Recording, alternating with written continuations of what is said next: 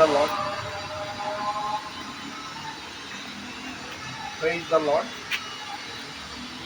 ఈరోజు డిసెంబర్ 29వ తారీఖు శనివారం 2024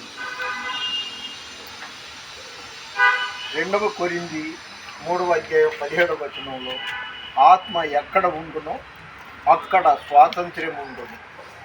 అర్థమైందా? ఆత్మ ఎక్కడ ఉండునో అక్కడ స్వాతంత్ర్యం ఉంటుంది.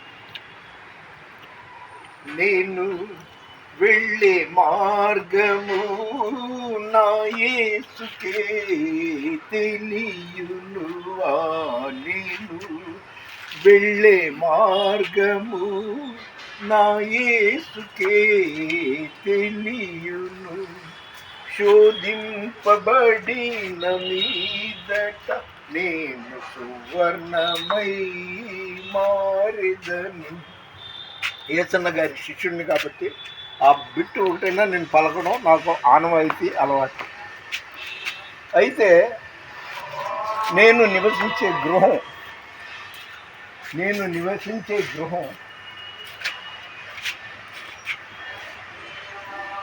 అద్దె. అది ఎప్పుడూ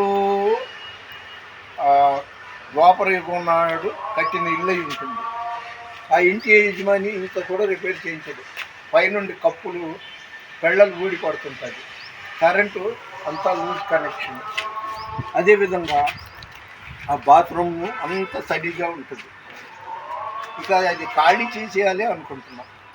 బైబిల్ తీశాను.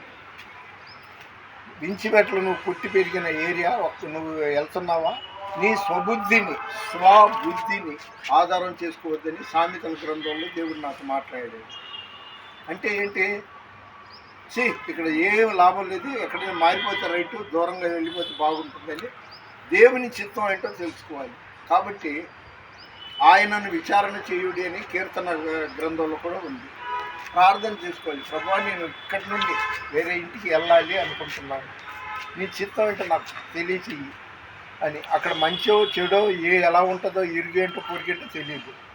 కాబట్టి మనం దేవుని సన్నిధిలో ఆయన చిత్తాన్ని నెరవేరాలి, ప్రార్థించాలి. ప్రార్థిస్తే ఆయన చిత్తం మనకు తెలుసు. అంతేగాని స్వబుద్ధి అనేది మాత్రం వాడమాకండి. దానివల్ల ఏంటంటే భూత భవిష్యత్ వర్తమానాలు, మొన్న జరిగింది, ఇవాళ జరుగుతుంది, రేపు జరగబోయేదంతా త్రికాల వేది అయిన దేవాది దేవుడికి, సర్వాంతర్యామికి ఆయనకి తెలుసు. స్వబుద్ధి వాడకండి.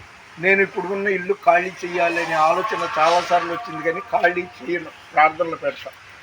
అందుకని బ్రతికున్నంత కాలం దేవుని చిత్తాన్ని తెలుసుకుంటాను.